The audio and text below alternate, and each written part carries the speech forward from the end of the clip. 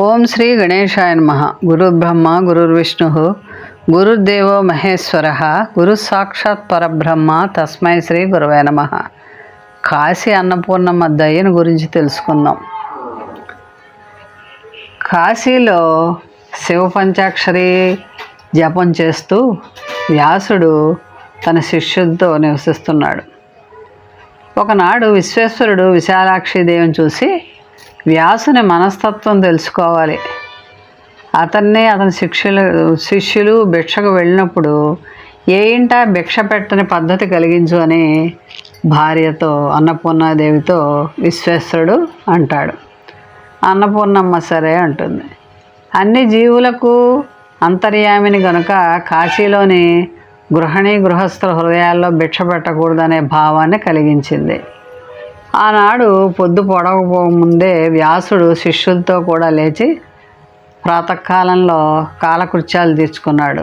గంగలో స్నానం చేసి సూర్యునికి అర్ఘ్యప్రదానం చేసి సంధ్యవార్చి అష్టోత్తర శతం గాయత్రిని జపించాడు. అగ్నికార్యం తీర్చి విశ్వేశ్వరుని దర్శించి శిష్యులకు శివపురాణం మధ్యాహ్నం వరకు చెప్పి ఇక భిక్షాటనకు లేవండయ్యా అని శిష్యులతో చెప్తాడు. శిష్యులందరూ లేస్తారు. శిష్యులు ఆగదన్నెలు పట్టుకుని నాలుగు వైపులా భిక్షకు వెళ్తారు. తాను ఒకవైపు వెళ్తాడు వ్యాసుడు. ఎక్కే గుమ్మం దిగే గుమ్మం, ఏమి చిత్రమో, ఏ ఇంట ఒట్టు పెట్టినట్టు ఏ ఇల్లాలు పట్టెడన్నం పెట్టలేదు. ఇంకా వంట కాలేదని ఒక ఇల్లాలు, తిరిగిరా అని మరో గృహిణి, మా ఇంట్లో దేవకార్యం అని ఒక ఇంట ఇల్లాలు అసలు తలుపు తెరవనే లేదు. ఇలా నిర్భాగ్యుడికి ధనం అబ్బనట్లుగా ఏ ఇంట పిడికిడి అన్నం కూడా దొరకక వ్యాసుడు మఠానికి మళ్ళీ తిరిగి వస్తాడు. కడుపు చిచ్చు భరించలేక కళ్ళప్పగించి చూస్తూ ఉంటాడు. ఎంత ఆశ్చర్యం! మనం ఈ పట్టణంలో ఎంతో కాలంగా ఉంటున్నాం, ఏనాడు భిక్ష దొరకని గడియలేదు. నిజం చెప్పాల్సి వస్తే ఈ నగరంలోని ఇల్లాళ్ళందరూ కూడా అన్నపూర్ణాదేవికి అనుంగు చెల్లెళ్ళే. ఎల్లవేళలా ఆదరించి అన్నం పెట్టే సుమంగళ్ళు ఈనాడు మనకి అన్నం పెట్టలేదేమిటి అని ఆలోచిస్తూ ఉంటాడు వ్యాసుడు. 4 పురుషార్థాలకు ఆటపట్టైన కాశీక్షేత్రంలో ఈనాడు ఇలా జరగటం అనూహ్యంగా ఉంది అని నలుగురు 4 వైపులా వెళ్ళి కారణం తెలుసుకోండి అని శిష్యుల్ని ఆజ్ఞాపిస్తాడు వ్యాసుడు. కాలే కడుపులతో ఈడ్పు కాళ్ళతోటి వెళ్ళి కాశీపుర వీధులన్నీ తిరిగి వస్తారు. ఎక్కడా ఏ వైపరీత్యం కనిపించలేదని గురువుతో చెప్తారు. గురుదేవ, కోరి కైలాసం విడిచి శంకరుడు విశ్వేశ్వరుడు ఇక్కడ నివసిస్తున్నాడు. ఆకలితో నకనకలాడే వారికి తృప్తిగా గౌరీదేవి అమృతాన్న భిక్ష స్వయంగా పెడుతుంది. పరమపావని గంగానది ఇక్కడ ప్రవహిస్తోంది. ఎందరో పుణ్యాత్ములు, బ్రాహ్మణులు, మునులు నివసిస్తున్నారు. అపర నారాయణమూర్తి అయిన మీరు ఉంటున్నది ఈ క్షేత్రంలోనే. ఇలాంటి పుణ్యక్షేత్రంలో ఈనాడు భిక్ష దొరకలేదంటే చాలా ఆశ్చర్యంగా ఉందని శిష్యులు చెప్తారు. వ్యాసుడు శిష్యులు చెప్పింది విని తల ఊపి, సరే, సూర్యుడు అస్తమిస్తున్నాడు, ఇక చేసేదేమీ లేదు, ఈనాటికి పస్తు పడుకోవడమే అని అనుకుంటారు. ఆ రాత్రి గడుస్తుంది. మర్నాడు అదే పరిస్థితి.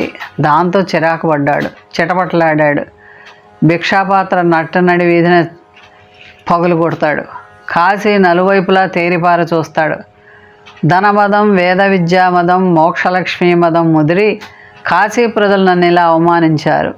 కాశీలో ఇక 3 తరాలు కాగానే ధనము, విద్య, ముక్తి కాశీవాసులకు కలుగబోవుగాక అని ఆకలి దప్పులకు నలిగి అలిగి శపిస్తాడు.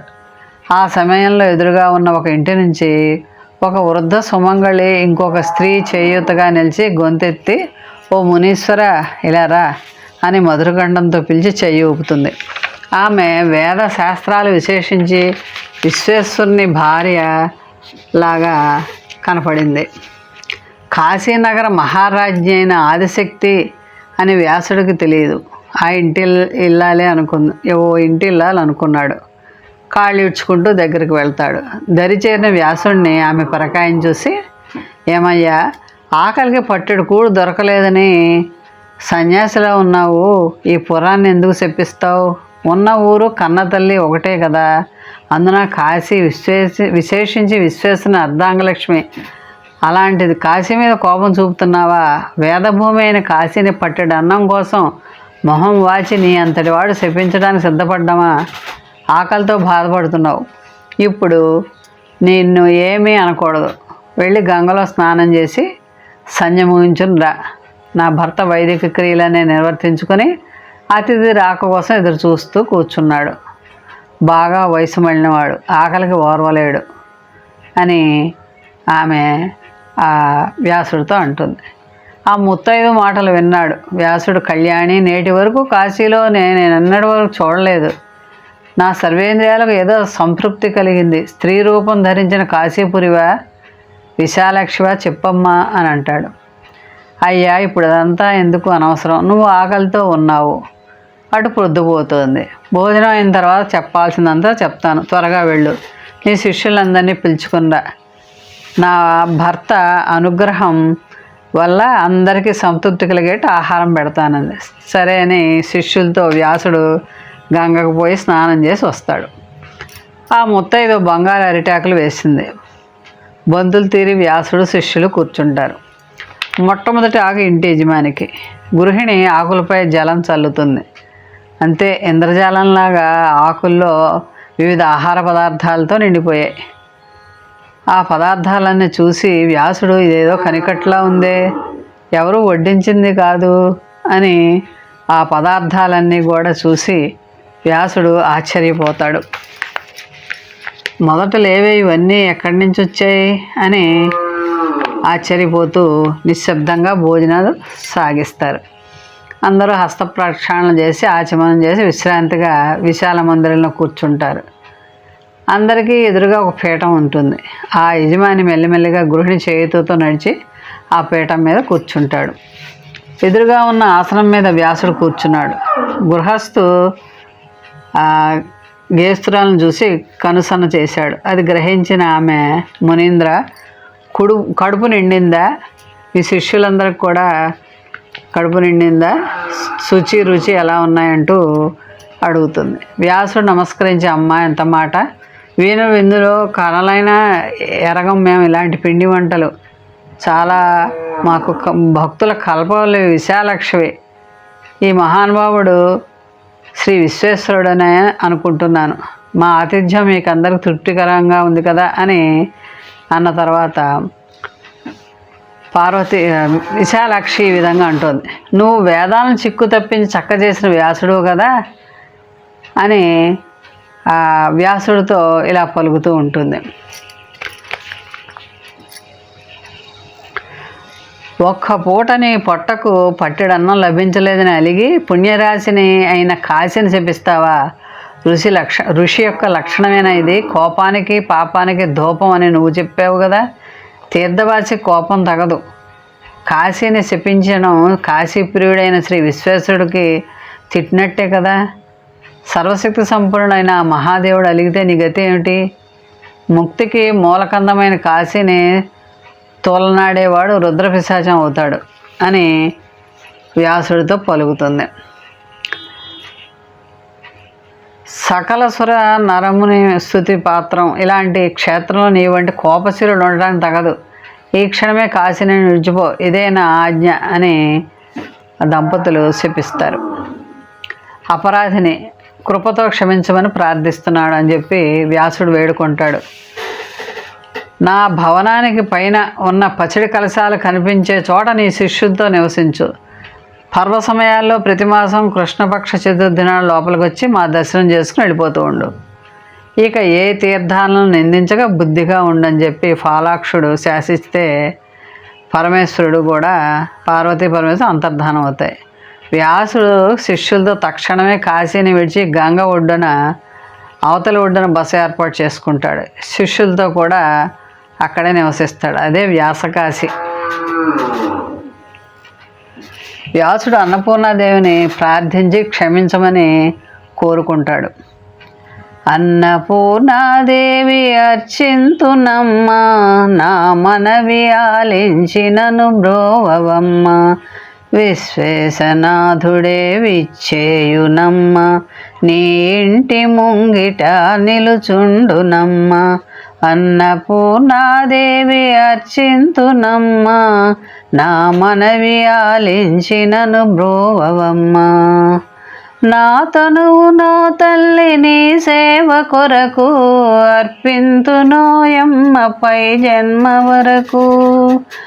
నా తనువు అచలాంసని పురము చేరి, నీ పాదముద్రతో నెగడాలి తల్లి. అన్నపూర్ణాదేవి అర్చింతునమ్మ, నా మనవి ఆలించినను బ్రోవవమ్మ.